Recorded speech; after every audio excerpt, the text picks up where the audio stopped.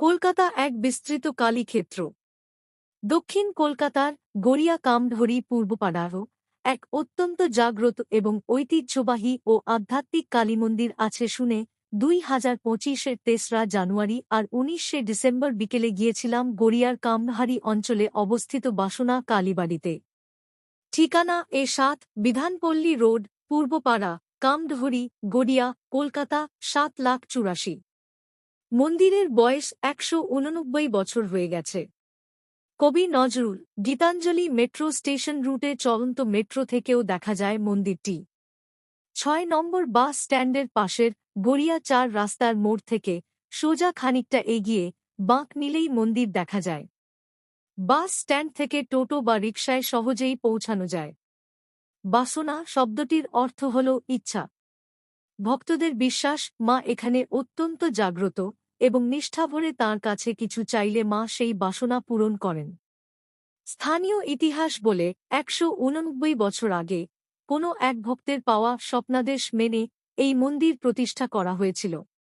মন্দিরের বিগ্রহটি অত্যন্ত প্রাচীন এবং শোনা যায় যে এটি উত্তর ভারতের পুণ্যভূমি বারাণসী থেকে আনা হয়েছিল।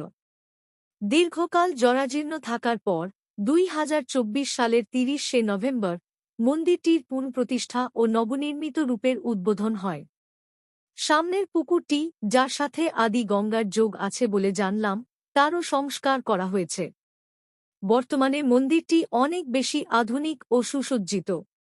মন্দিরের কারুকার্য এবং উজ্জ্বল রং ভক্তদের মনকে এক শান্ত ও পবিত্র অনুভূতির যোগান দেয়।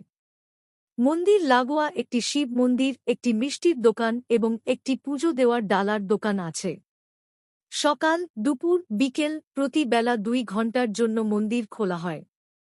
স্থানীয় মানুষরা বিশ্বাস করেন, বিপদে আপদে মা বাসনা কালীর আশীর্বাদ তাঁদের রক্ষা করে। বাসনা কালীবাড়ি বছরের প্রতিটি দিনই ভক্তদের ভিড়ে মুখরিত থাকে, তবে বিশেষ কিছু দিনে, যেমন দীপাবলির সময় এখানে ধুমধাম করে মা কালীর আরাধনা করা হয়। আলোকসজ্জায় সেজে ওঠে পুরো মন্দির প্রাঙ্গণ। প্রতি অমাবস্যা তিথিতে এখানে বিশেষ পূজা ও ভোগ নিবেদনের ব্যবস্থা থাকে। মায়ের পাশে থাকা বিভিন্ন দেবতাদের পূজা অনুষ্ঠানও এখানে নিষ্ঠার সাথে পালিত হয়। কলকাতার অসংখ্য প্রাচীন কালীবাড়ির মধ্যে গড়িয়ার বাসনা কালীবাড়ি তার নিজস্ব গরিমা ও মাহাত্ম্যে উজ্জ্বল। যাতায়াতের সমস্ত তথ্য ডেসক্রিপশন বক্স এ দেওয়া রইল। ভিডিওটি ভালো লাগলে লাইক দিতে ভুলবেন না।